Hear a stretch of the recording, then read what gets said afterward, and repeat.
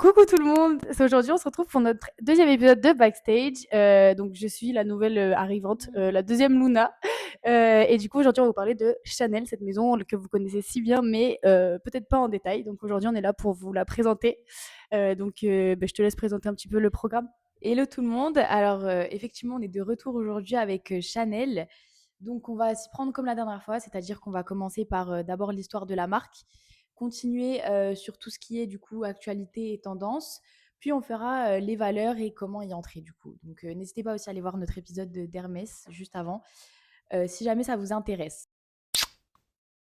Donc aujourd'hui, cette histoire, elle commence en 1883, lors de la naissance de Gabrielle Chanel, d'où le nom de la marque par la suite, qui est née à Saumur dans une famille de marchands. Donc une famille relativement voilà, commune, pas spécialement artistique ou dans la mode.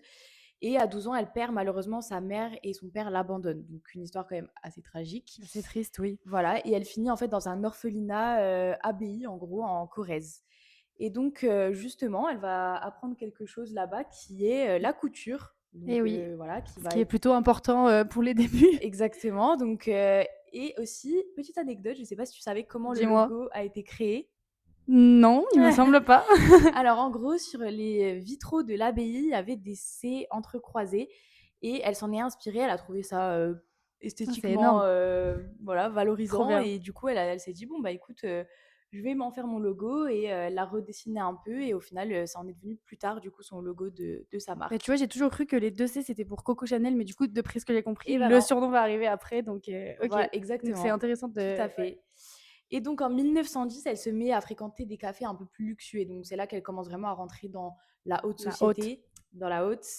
Et elle va voilà, fréquenter des grands cafés à Paris, notamment la Rotonde. Et elle va commencer à rencontrer des gens un peu influents dans le domaine.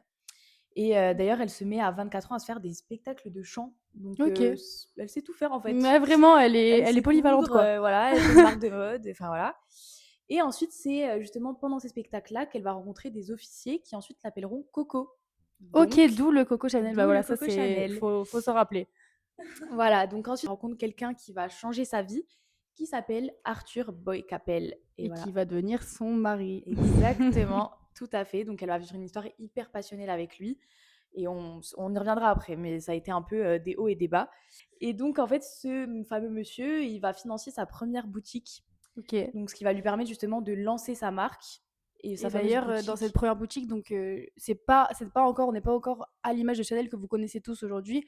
Au début, dans cette boutique, on a principalement, je crois, des accessoires, des chapeaux, des chaussures. Enfin, ça Exactement, va plus être ça que vraiment la haute couture pour l'instant. tout à fait. Et justement, ça va rencontrer un énorme succès dès le début. Donc, c'est ça un peu qui va la propulser dans le secteur de la mode, des accessoires, etc. Et voilà, elle va en 1918 créer une robe en totale rupture avec les codes de l'époque qui va totalement participer à l'émancipation de la femme, car on sait à ce moment-là, c'est pas forcément le Ouais, prime. ça peut aider à cette époque. Voilà, et du coup, elle va notamment raccourcir les robes, libérer la taille. Elle va vraiment faire en sorte que les femmes soient à l'aise dans leur Elle a création vraiment commencé ce et mouvement d'un peu ouais, de pré-féminisme libération. en Ouais, vrai, voilà, ouais. c'est ça. Tout à fait. Et elle va créer des vêtements qui sont un peu plus simples, pratiques, parce que c'est vrai que quand on pense à Chanel, on pense tout de suite à la haute Ouais, couture. c'est clair. Mais avant, c'était quand même des robes qui étaient assez simples, entre guillemets. Et du coup, par la suite, bah, elle va créer sa boutique, sa toute première boutique maison de couture, donc à Biarritz, dans le sud. Donc là, elle se répand un petit peu dans toute la France. Donc c'est aussi Mhm. ça qui l'a fait connaître sur ce plan-là. Et par contre, en 1919, il va y avoir un énorme choc dans sa vie. Qu'est-ce que c'est? C'est-à-dire que son mari va mourir. Donc c'est un gros, gros choc pour elle. Elle le vit très mal, mais du coup, elle met vraiment toute son énergie dans le développement de sa marque, Ah ouais. son développement, encore une fois, sur le territoire français, etc. Et il va y avoir un événement plutôt phare qui va être la rencontre avec le duc Dimitri de Russie, Ok. avec lequel elle va créer le parfum phare, donc Chanel numéro 5. Ah oui, bah Donc ça, celui-là, on le connaît voilà, tous. je pense que vous le C'est connaissez devenu un toutes. icône. Et donc là, ça va vraiment la propulser sur le devant de la scène, etc. Mhm. Et d'autant plus que donc là, on est vers les années 20, donc 1920, donc c'est l'après-guerre, etc. Donc tout le monde porte du noir. Ok. Donc, et c'est là qu'elle va créer la petite robe noire, qui est aussi Pareil. iconique, Ouais, voilà, voilà. qui sera aussi un parfum d'ailleurs par la Il suite. me semble que si je me trompe pas, la petite robe noire de base, genre vraiment l'originale, on va dire, c'est celle Ouais. qui a des manches longues, qui a un C'est col ras ça. du cou, Ouais, ouais. qui est ras les genoux, etc. Donc c'est vrai que c'est pas forcément la robe sexy, etc. qu'on peut Ouais. Bah, elle a pas s'imaginer. mal évolué, ouais, Oui, depuis, elle a mais évolué, ouais. mais de base, De c'était base, c'est vraiment une ça. robe d'après-guerre, donc un peu, comment dire, dans l'ambiance, C'est tu ça. sais, un peu En fait, elle sombre, était vraiment vue etc. comme, l'uniforme de la femme moderne, quoi. Donc c'était un Mmh, peu un changement, c'était quelque chose de très mmh, classique, très chic, mmh. voilà. Et du coup, après ça, donc quelques années plus tard, elle va aussi créer sa première collection de joaillerie, donc qui va s'appeler Bijoux en diamant. OK. Bijoux de diamants même, il me semble. Et donc pareil, ça va être un énorme succès. Vers les années 40, elle va vraiment être au sommet de sa carrière, donc vraiment, connaître la gloire et cetera. Elle aura plus de 4 000 couturières, Waouh! avec elle, des milliers et milliers de commandes par an, donc ça va devenir vraiment la Coco Chanel, comme on Mmh. l'entend aujourd'hui. Mais c'est énorme pour ces années-là, en Ouais. plus. Ah ouais, Autant non, mais c'est de commandes, etc., autant d'employés, c'est franchement, énorme. c'était ouais, businesswoman of the year, hein. Mais il me semble que dans les of the decade Ouais, même, vraiment. mais il me semble que dans les années, bah, du coup, juste après, parce qu'à partir de 40, il y a de nouveau eu la guerre. Mmh. Donc en fait, elle a été obligée de tout fermer, Ouais, si je me ouais, trompe ouais, pas. pendant la Seconde Guerre mondiale, c'était un peu Un peu compliqué. compliqué. Ouais. Et en fait, je crois que justement, c'est ça qui l'a un peu arrêté dans son élan. Mmh. C'est-à-dire que, bah, là, elle était en plein essor et au final, paf, la guerre et en fait, tu pas Ouais, trop le choix que d'arrêter ton business. c'est Et ça. du coup, elle s'est exilée en Suisse, je crois, où c'est qu'elle est restée Oui, 10 ouais, ans. ouais. Et en fait, ben, c'est une boutique qui est restée ouverte, pendant la guerre pour, entre guillemets, «ne pas fermer totalement la marque». Ouais, pour garder un peu Mais de c'est vrai que ça s'est quand même, totalement essoufflé par rapport, aux ça a tout années changé, juste ouais, avant, carrément. voilà. Et puis il y a aussi Christian Dior à ce moment-là qui commence à faire un peu de l'ombre à notre Coco Ouais, Chanel. ouais, ouais, exactement. Ça Ça, va on en être le début de parlera la dans rivalité ouais, on en parlera aussi dans un prochain podcast, du coup sur, Christian sur Dior. Dior. Voilà. Mais elle va quand même faire son retour, en réouvrant sa maison de couture à 71 ans. Ça, Donc c'est quand même, énorme quand même, hein. elle Elle ne était lâche déter, pas, hein. elle ne lâche pas l'affaire. Et voilà, et du coup, en fait, elle va refaire un défilé qui est hyper innovant. Elle va aller totalement en contresens des tendances de Ouais. ce moment-là, du coup imposées un peu par Christian Dior. Et elle va dire: «OK les gars, maintenant c'est moi qui fais les règles, c'est moi qui réimpose mon style». Ça a pas forcément été très apprécié, en fait, au début. Non, ouais, ouais, bah, comme toutes les innovations, mais en Voilà, c'est vrai, ça. Et en fait, ouais. dès que tu vas à contresens, ben là, c'était le cas et c'était pas forcément, apprécié. Ouais. Et en fait, bah, du coup, c'est voilà, c'était le new look, donc le look de Christian Dior qu'elle a totalement contredit. Au final, bon, bah, elle s'est refait un succès aussi grâce à d'autres créations. Par Oui, exemple, bah, le elle s'est sac, différenciée, en fait. voilà, le sac, de, 55, je sais pas si tu vois, lequel c'est? Ouais, c'est pour, 2x55, ouais. la date, auquel il a été créé, je connais un peu l'anecdote. Exactement, exactement, parce que du coup, c'était en février de Février 55. 1955. Ouais, Voilà. Et en fait, énorme c'était ça. justement un sac qui était hyper pratique à ce moment-là, parce qu'il avait du coup, un compartiment à l'intérieur, tu avais la chaîne qui Mmh. passait en bandoulière que tu pouvais mettre, et Donc cetera. aussi hyper novateur, en vrai, Aussi pour hyper l'époque. novateur et puis, bah, chic en vrai, mine de Bah, oui, rien, carrément, ouais. avec la chaîne, bah, en or, et cetera, un cuir, de super bonne qualité. Donc c'est vrai que, bah, ça va quand même totalement avec la DA de la marque quand on regarde Carrément. bien. Et du coup, à partir de ce moment-là, bah, c'est vraiment le moment où, elle a vraiment créé tous ses classiques. Où elle a vraiment plié que des classiques et elle a sorti notamment, le tailleur en tweed, donc vraiment qui est encore un classique aujourd'hui, Mmh. 60 ans après, qui est super, et aussi les talons slingback que, bah, tout le monde connaît, tout le monde voit ce que Et qui c'est, ont été aussi beaucoup réinventés, en fait. Enfin, ça a bah, été oui, une source carrément. En fait, c'est ça qui est d'inspiration, énorme. ouais, C'est que ça s'inspire d'un modèle qui date beaucoup, ouais. mais ça évolue avec le temps, et c'est ça qui est beau aussi avec les maisons comme Chanel. Donc voilà, donc dans les années 50, tu as toutes les personnalités d'Hollywood qui portent du Chanel, Mmh. Gianni Kennedy, Romy Schneider, Jeanne Moreau, et cetera. Et C'est vraiment donc l'icône, c'est quoi. l'icône. Et d'ailleurs, est-ce que tu savais Vas-y, fun fact. que, Marilyn Monroe, elle dormait en portant du Chanel avec du Chanel, le Chanel numéro 5. Oh Elle waouh! s'endormait avec. Ah ouais, mais après je pense qu'elle a Tellement! contribué à l'image de la Ah marque mais aussi c'est de clair. fou parce Ouais. et bon après, je vais peut-être un peu plomber l'ambiance, Ah non, mais il faut bien y arriver un moment. en 1971 malheureusement, elle est décédée au Ritz, donc un endroit où elle passait beaucoup, Mmh. beaucoup de son temps parce que c'est très central à Paris, il y avait beaucoup de personnalités là-bas. Donc c'est vraiment là-bas qu'elle a fait, la plupart de sa fin de vie en fait. Mais ouais, Et heureusement, elle a trouvé un prédécesseur qui en fait était hyper, la relève. voilà, la relève, qui en fait était hyper adaptée au poste, qui était Karl Lagerfeld, Et oui, qui avait évidemment. déjà travaillé chez Chloé, Balmain, Fendi. Donc c'était vraiment déjà à ce moment-là, Ouais. un icône dans le secteur de la mode et un créateur qui au final était aussi très proche de Chanel déjà, avant. OK.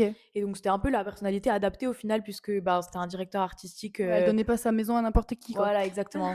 Il était déjà connu, on va dire, dans le Ouais. secteur-là et du coup, il a vraiment lui développé la haute couture. Donc Merci Karl. merci Karl. Et du coup, il a beaucoup redonné vie aussi à d'anciennes collections qui avaient été un peu mises, de côté, à ce moment-là. Par exemple, la collection Croisière. Il a aussi créé OK, le ça je savais pas. prêt-à-porter. Et OK, donc, chez Chanel, avant, c'était pas du tout ça existait pas du tout le prêt-à-porter et c'est vrai que, ben, c'est quand même un élément hyper bah, important au carrément. sein d'une marque parce que, bah, c'est aussi ce qui va faire, on va dire bah, tout le cercle de produits qu'ils peuvent vendre, en fait, ça se complète aussi grâce au prêt-à-porter et voilà, ils jouent beaucoup sur le noir et blanc, hein, Chanel, Classique, voilà. très noir et blanc au final et voilà et il y a d'ailleurs eu un défilé croisière à Biarritz qui a été, un succès fou Ah, et c'est beau en qui vrai qu'ils retournent à Biarritz, ça fait un voilà, petit clin d'œil et bah, tout, c'est c'est cool. exactement ça, en fait, tu vois? Il a remélangé le défilé Ah, c'est croisière, beau. avec du coup, l'emplacement à Biarritz, en fait, qui était connu dès le début. Voilà. Après ça, Chanel va faire ses premiers pas dans l'horlogerie, OK. donc hyper intéressant. Son premier modèle va être inspiré d'ailleurs du sac de 55 dont on parlait tout à Ouais. l'heure, donc c'est marrant qu'on soit rejoints sur ça. Donc ce sac, il va avoir une lanière, et ça va être inspiré en fait de la place Vendôme. Donc ça va vraiment plaire à toute la haute parisienne et tout, tu Ouais. vois? Ensuite, encore une fois, sous Karl Lagerfeld, tous les défilés, ça va être des succès majeurs, ça va être très Mmh. marquant et cetera. Ils ont fait notamment des défilés dans des supermarchés. Ah Donc oui, tu vois, ils cassent un peu les codes et ça marche. Enfin, tu vois, ils auraient pu se dire, on prend un risque, Chanel, dans un de fou supermarché, what the fuck. et je crois qu'ils ont même fait quelque chose dans une fusée, si je me trompe pas. Ouais, Mmh. oui, oui, j'avais vu passer ça. Ça, c'est énorme quand même. Donc ouais, voilà, ils savent être un peu surprenants pour rester toujours sur le devant de la scène, donc c'est ça qui est fort chez Chanel. Et il y a encore eu un malheur, hein.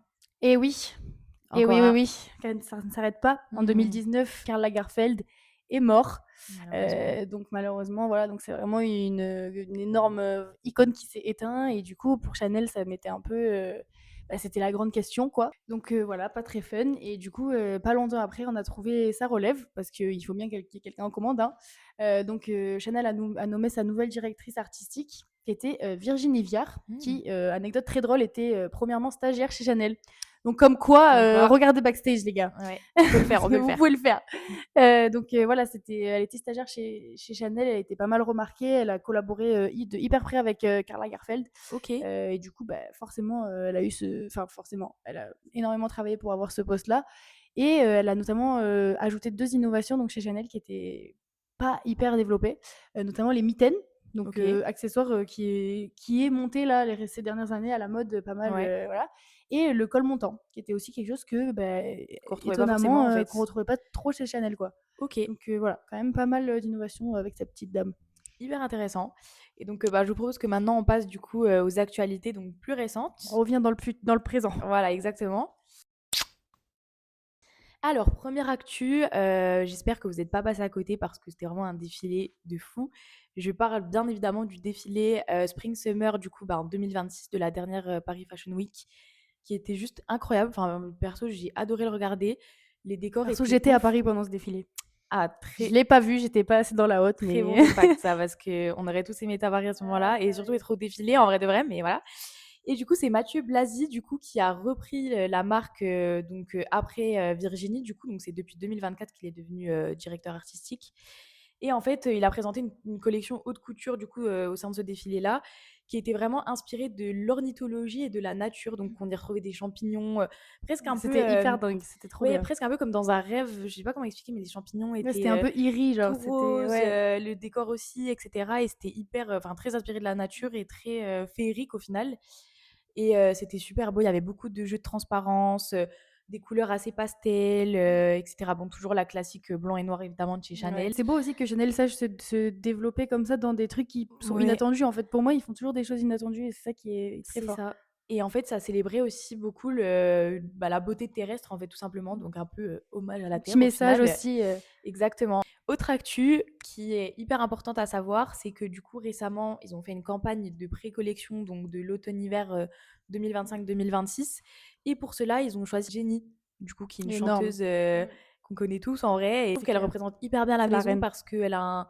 ça se voit qu'elle dégage vraiment un charisme, ben, naturel, mais aussi une classe qui va avec. Ouais, pour moi, c'est vraiment le bon visage de Chanel, Ouais, voilà et du coup, ils l'ont, photographiée dans les jardins du Palais Royal à Paris rien que ça. et rien que ça, voilà et c'était à quelques pas du Ritz, donc en vrai, c'est ça qui est aussi, sympa parce qu'il y a un petit clin d'œil, Moi, du j'adore coup comme ils font à toujours des clins d'œil, voilà, à c'est Gabrielle Chanel, du coup, qui passait il son y a temps vraiment une vraie là-bas. identité, quoi.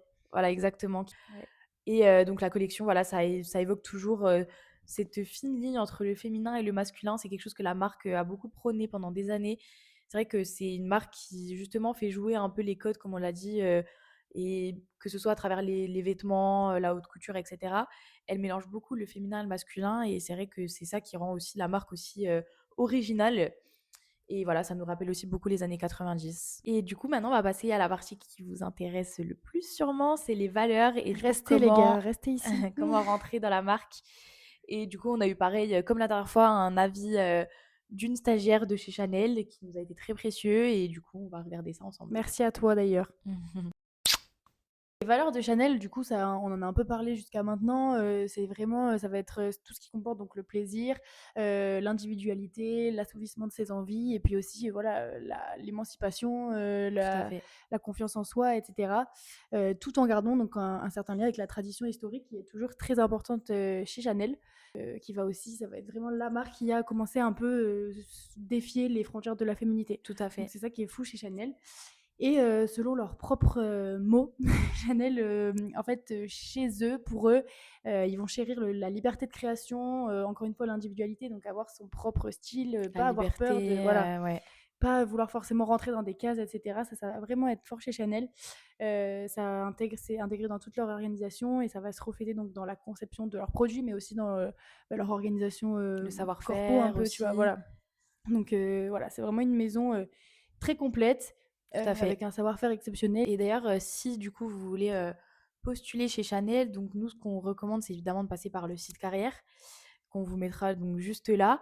Et c'est voilà, c'est important parce que c'est là où c'est qu'il y a toutes les offres. Et pour nous, donc le plus important, vraiment personnellement parlant, c'est de regarder ce qui va correspondre le plus à votre profil, de trier selon ça et ensuite de trier aussi selon les dates parce que c'est vrai que forcément chez Chanel c'est très très très très Ouais, ça rigole demandé. pas sur, ouais. Et du coup, les profils, ben, sont un peu en compétition forcément, donc c'est vrai qu'il faut regarder les dates de publication, en Et puis fait, je pense des aussi que annonces. pour les offres de stage ou d'alternance ou peu importe, il y a énormément, énormément d'offres sur plein de postes différents. Donc vraiment, selon moi, vraiment, dirigez-vous vers quelque chose qui vous correspond. Parce que de toute façon, Mmh, les recruteurs, ils vont le voir. Si c'est pas ouais, l'offre qui vous correspond et vous postulez pour exactement et postuler, vraiment, bien, cibler, et affiner, on va dire, vos recherches à c'est au ça. secteur qui vous plaît. Et alors chez Chanel, du coup, ce qu'ils vont vraiment regarder, c'est ce que vous faites, comment vous le faites et qu'est-ce qui vous anime. Donc, dans, toute la partie ce que vous faites, ça va être toutes vos compétences, purement techniques, ça va être vos capacités, vos connaissances selon vos études. Comment vous le faites, c'est vraiment la façon dont vous réalisez vos projets, donc C'est un peu plus le savoir-être, quoi, je c'est le pense. Ouais. savoir-être, c'est votre caractère, c'est ce qui vous démarque aussi des autres en termes de gestion de projet, de Mm. communication avec les autres, de travail d'équipe, et cetera. Et après, ce qui vous anime, bah là, c'est tout, enfin, c'est pourquoi vous voulez C'est Chanel et qui vous pas êtes, en autre fait. chose. Ouais, c'est Et voilà, ça. et qui vous êtes. Et c'est vraiment bah, vos passions, vos ambitions, vos points forts, et cetera. Et donc, tous ces points-là, ils sont hyper importants à mettre en Et je avant. pense que d'autant plus dans une marque comme Chanel, comme on en a parlé, qui a des valeurs très fortes, Mm, je pense mettez vraiment en avant votre personne, votre personnalité, ce qui vous anime, mm. pourquoi, enfin les bonnes raisons. Faut savoir vraiment se vendre en tant que personne, plus en tant que hard skills, je pense. Ouais, Voilà. tout à fait. Gardez bien tout ça en tête et pour passer à un truc un peu plus précis. Donc toi, tu as échangé avec la stagiaire, cette fameuse stagiaire qui est chez Chanel. Mhm. Donc tu peux nous en dire un peu plus sur ce qu'elle t'a dit, ce que tu as appris, les étapes du process, etc. Tout à fait. Alors du coup, c'était juste pour mettre un peu de contexte, c'était une stagiaire qui était en marketing chez Chanel actuellement. Et elle avait déjà eu des expériences dans le luxe avant, etc. Parce que bon, Chanel, voilà, comme on l'a dit déjà depuis le Vaut début, mieux avoir un peu d'XP. voilà, exactement, c'est une marque très prestigieuse, j'allais dire un peu, mais non, très prestigieuse. Et donc forcément, elle m'a quand même dit que de mettre ça en avant, c'était toujours bien, forcément. Et après, il faut vraiment avoir un CV du luxe qui est Ouais, vraiment un impeccable. CV nickel. C'est-à-dire qu'il faut vraiment faire attention aux détails, il ne faut pas se perdre dans le trop d'informations, il faut rester très structuré, très précis et quand même un minimum d'esthétique parce qu'on parle du luxe, forcément et elle, en plus, était dans le marketing. Pour ce qui est, on va dire des skills qui sont assez pertinents chez Chanel, elle m'a parlé beaucoup donc de l'organisation, de la gestion de projet et de la communication. Ouais. Ils prônent beaucoup justement cet aspect-là de fluidité en équipe, etc. Et aussi quand même très important de gérer tout ce qui est Excel, PowerPoint. Mais encore une fois, ça dépend aussi de ce que vous Oui, puis voulez ça, faire. c'est un peu un given maintenant. Exactement. Ça démarque pas forcément un profil, quoi. Exactement. Et eux, ils valorisent aussi beaucoup l'adaptabilité, pardon, la communication et l'esprit d'équipe, comme je l'ai dit. Voilà. Ensuite, donc évidemment, il faut quand même montrer d'une façon ou d'une autre que vous êtes intéressé par la mode, n'est-ce Il vaut pas? mieux, oui. Il vaut mieux. Et donc, c'est vrai que ben, faut suivre les défilés, il faut suivre les tendances, il faut comprendre peut-être pourquoi le choix des égéries. Et ça vaut pour, je pense, tous les types de métiers parce qu'en vrai, C'est clair. tant qu'on comprend pas une marque, on peut pas tellement travailler pour cette marque et en dégager des valeurs. Ouais, Pareil, vas-y. c'est aussi important de visiter les boutiques aussi. En vrai, mine de rien, on n'y pense pas forcément, alors que c'est une étape qui peut être très simple, c'est-à-dire juste se rendre en boutique et voir un peu le fonctionnement, le type de produit qui est exposé en ce moment, comprendre l'ADN, etc. Ça, c'est des étapes, on va dire, assez accessibles, mais qui pour autant Mais qui peuvent change tout en vrai. voilà, faire Le luxe, c'est le domaine où il faut vraiment s'imprégner du truc exact. et être baigné dans le truc et pas faire semblant parce que si tu fais semblant, ça va se voir direct. Mm. Donc voilà. Exactement. Et d'ailleurs, cette façon-là de faire, elle peut se retranscrire justement pendant l'entretien. C'est-à-dire vraiment mentionner, enfin, être proactif et aller de l'avant en disant, ben, telle collection, je l'ai aimée parce que je me suis rendue en magasin, j'ai observé que le merchandising était comme ça et ça Ouais, m'a c'est fait ça. ceci, cela, etc. Genre vraiment, c'est important de montrer cette proactivité-là et cette curiosité. Et après, il y a aussi l'astuce donc qu'elle m'a donnée de LinkedIn qui Ouais, encore très une bien fois ça, peut très valoir important. pour pas mal de marques. Voilà, après je témoigne de ce qu'elle m'a dit, mais c'est vrai que LinkedIn peut s'utiliser de manière hyper intelligente, notamment en suivant des employés Chanel, en les contactant, en essayant de trouver leurs emails, etc. C'est aussi comme ça qu'on se démarque. Voilà, et puis même pour moi, avant la recherche de stage, si vous savez que c'est quelque chose, un domaine dans lequel Mm. vous voulez vous exercer, toujours être dans ce truc de bah, j'entretiens mon réseau, même si vous n'avez pas besoin d'un stage dans 2 3 mois, même si Ouais, vous cherchez pas un stage, un emploi, machin, c'est vraiment entretenir un réseau, ça va vous aider. LinkedIn, c'est parfait pour ça. ouais. Et voilà, avoir bah, des profils pertinents. Et ça peut éviter le rush aussi C'est de ça, la recherche de stage quand tu arrives peut-être à genre un mois avant ta recherche c'est et tu es en ça. mode Si t'as, mince, j'ai peut-être pas voilà. fait assez de recherche avant. Alors que si tu le fais sur le long terme et que tu commences à élargir ton réseau, Oui, t'envoies des messages, tu likes des posts, tu ouais. reposes des trucs, ça va se voir, tu vois. Pareil, toujours l'astuce qui reviendra sûrement dans beaucoup de nos podcasts, mais qui pour nous, en tout cas, est l'une des plus pertinentes, c'est de contacter les stagiaires qui sont soit actuellement là-bas ou anciennement stagiaires. Et ça, c'est quelque chose qui est hyper enrichissant parce que en plus de vous donner des C'est astuces, plus et ils vont accessible vraiment et vous ouais. dire enfin, quelles tâches exactement ils ont fait. Et ça, je trouve que c'est C'est trop bien hyper de bien pouvoir faire pour ça. cibler ses offres et cibler justement ses plaisirs, entre guillemets, de ce qu'on veut retrouver dans un stage, en fait. Du coup, il faut bah, évidemment postuler tôt et souvent, ça c'est ce que j'ai dit tout à l'heure, c'est-à-dire que dès que vous voyez une offre, vous postulez. Faut être prêt, évidemment, hein, faut travailler Ouais. son CV, etc. Je dis pas de le faire dans la précipitation, mais simplement, faut rester hyper alerte aux nouvelles offres parce qu'il y a moins de 5% de candidats qui sont sélectionnés. Oui, Donc c'est pour ça qu'il ça, faut c'est être bon à très carré. savoir. Il faut être très carré. Non, il faut postuler en vrai dès l'ouverture. C'est ce qu'elle m'a dit aussi. Elle m'a dit que, Au plus tôt, au mieux, quoi. voilà, au plus tôt au mieux exactement. Et que souvent, elle postulait dans les offres qui avaient presque moins de 24 heures parfois. Parce que voilà, chez Chanel, c'est Il faut. vraiment hyper demandé. Donc il y a des marques chez qui on peut prendre un peu plus de temps. Mais chez Chanel, non, il n'y a pas le temps. Et du coup, comme autre conseil, ce qu'on peut aussi vous donner, c'est de postuler, donc dès l'ouverture, comme on a dit, à plusieurs types de stages. Mais par exemple, rester toujours dans la cohérence. C'est-à-dire, si Mm. tu vas postuler en marketing comme événementiel, bah, c'est différent que si tu vas postuler en CRM, relations clients, Mm. enfin, tu vois, retail, tout ce qui est... Ou encore même des stages un peu plus, comment dire? Design, Ouais, voilà, manuel, manuel, etc. comme donc voilà, donc vraiment rester sur un truc cohérent pour pas qu'ils se disent ah bon bah alors cette personne-là elle C'est a pas ce qu'elle postulé veut, à quoi. tout, ça veut dire qu'elle est enfin mythe dans tout, tu vois, t'as Mm. pas une spécialité, donc voilà, rester cohérent sur aussi ses candidatures. Toujours avoir l'attitude luxe, bon ça va un peu sans Ouais. dire. C'est plus sur les entretiens, surtout, Ouais, voilà. voilà, les entretiens où ils vont surtout regarder, bah, encore une fois, l'élégance, donc bah, venez pas en jogging. Heu, l'élégance, Sans blague. l'attitude pro, on sait jamais, ça va toujours arriver.